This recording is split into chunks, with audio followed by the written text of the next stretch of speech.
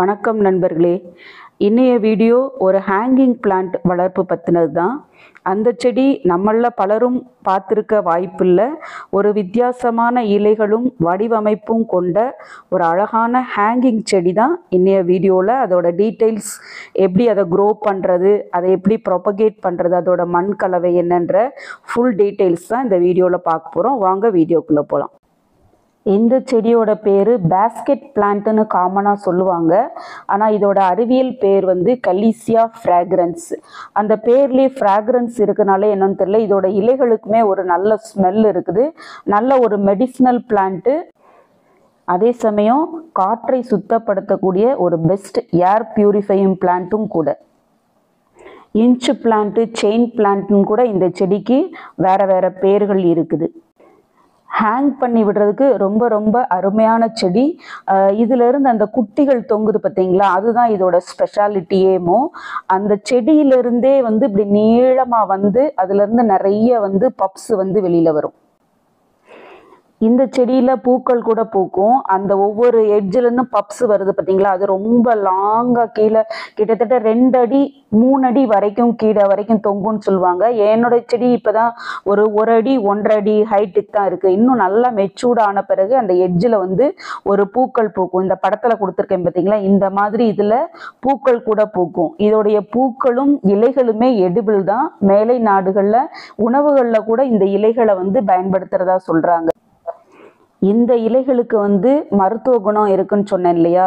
இந்த இலைகளில் இருந்து தீப்புண் தயாரிக்கிற மருந்து, அதுக்கப்புறம் தோல் நோய்களுக்கு உண்டான மருந்து, பூச்சிக்கடிக்கு உண்டான மருந்துகள்லாம் இதோட இலைகளை எக்ஸ்ட்ராக்டை பயன்படுத்தி தயாரிக்கிறதா சொல்கிறாங்க. இந்த இலைகளை டீ கூட போட்டு குடிக்கலான்னு சொல்கிறாங்க. ஆனால் நம்ம நாடுகள்லையோ நம்ம வீடுகளில் இப்போ தற்சமயம் நம்ம வளர்க்குறது ஒரு அலங்கார செடியாக தான் இந்த செடியை வளர்க்குறோம். மெடிசினல் பிளான்ட்டாக நம்ம யூஸ் பண்ணுறதில்ல. இந்த செடி ஒரு இன்டோர் பிளான்ட் தான். இதை ஃபுல் சன்லைட் கிடைக்கிற இடத்துல வச்சோம்னா இந்த லீவ்ஸ்லாம் பேர்ன் ஆயிரும். இந்த செடி ஒரு நான் டாக்ஸிக் பிளான்ட்ன்றதுனால கீழே ஒரு ஸ்டாண்டில் வச்சு கூட வளர்க்கலாம். அப்படி இல்லைன்னா பெஸ்ட்டு ஹேங் பண்ணி விடுறது ரொம்ப ரொம்ப பெஸ்ட்டு. இந்த செடி ஆனால் 2-3 அடி ஹைட் வரைக்கும் கூட போகும்னு சொல்லுவாங்க. ஆனால் கொஞ்சம் ஹைட்டு போயிடுச்சுனாலே கண்டிப்பாக ஒரு சப்போர்ட் கொடுக்கணும், இல்லைன்னா உடஞ்சிரும். அதனால தான் நான் இந்த கொடுத்துருக்கேன் பார்த்தீங்களா, இந்த மாதிரி ஒரு கம்பு வச்சு கெட்டி விடணும். அப்படி இல்லைன்னா உடஞ்சிரும். எனக்கும் அந்த எக்ஸ்பீரியன்ஸ் இருக்குது. என்கிட்ட ஒரு 3 பிளான்ட் இருந்தது. அந்த 3 பிளான்ட்ல நல்ல ஒரு பெரிய பிளான்ட் 5-6 பப்ஸ் வந்துருச்சு. கிட்டத்தட்ட ஒரு 2 அடி ஹைட்டு போன பிறகு பார்த்தீங்கன்னா காற்றுல அசையும் போது சப்போர்ட் கொடுத்துட்டு இருந்தேன். அது ப்ராப்பராக கொடுக்காதனால என்னன்னு தெரில, ஒரு நாள் உடஞ்சி விழுந்துருச்சு. இந்த தொட்டியில் வச்சுருக்கேன் பார்த்தீங்களா, இந்த செடி தான் உடஞ்ச செடி. ஆனால் உடஞ்சாலும் பிரச்சனை இல்லை, இதுலேருந்து நம்ம புதுசாக ப்ரொபகேட் பண்ணிக்கலாம். அந்த உடஞ்ச மேல் பக்கத்தை மட்டும் நான் இதில் வச்சுருக்கேன். இதுலேருந்து கீழே சைடில் பப்ஸ் எல்லாம் எடுத்து வேற ஒரு தொட்டியில் ஊனி வச்சுட்டேன். அதுவுமே நல்லா வேர் பிடிச்சி வளர ஆரம்பிச்சிருச்சு. இப்போ காமிக்கிறேன் பாருங்க. இந்த தொட்டியில் வச்சிருக்கிறது தான் அந்த பப்ஸ் எல்லாம் எடுத்து இதில் ஊனி வச்சேன்.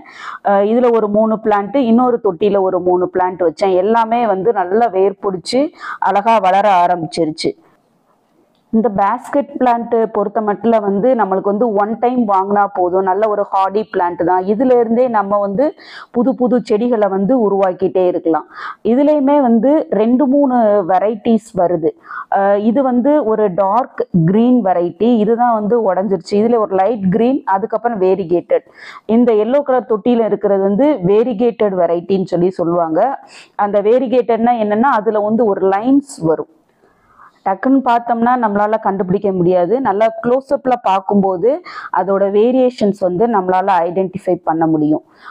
இப்போ இந்த மேலே தெரியுது பார்த்தீங்களா, நல்ல ஒரு லைன்ஸ் வரும். ஒரு கலருமே வித்தியாசமாக இருக்கும்.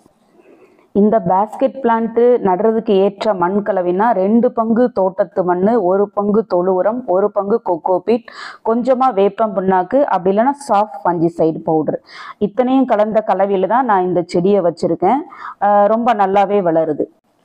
இந்த செடி ஒரு இன்டோர் பிளான்ட்னாலும் ஓரளவு சூரிய வெளிச்சம் கிடைக்கணும். காலை வெயில் ஒரு 2 மணி நேரம் அந்த மாதிரி கிடைச்சா கூட போதும். நல்ல ஒரு பிரைட் சன்லைட் கிடைக்கிற இடத்துல ஹேங் பண்ணி விட்டாலே அழகாக வளரும். டைரக்ட் சன்லைட்டில் வைக்க வேண்டாம். இந்த பேஸ்கெட் பிளான்ட் பொறுத்த மட்டும் நம்ம கேர் பண்ண வேண்டியது வாட்டரிங் மட்டும்தான்.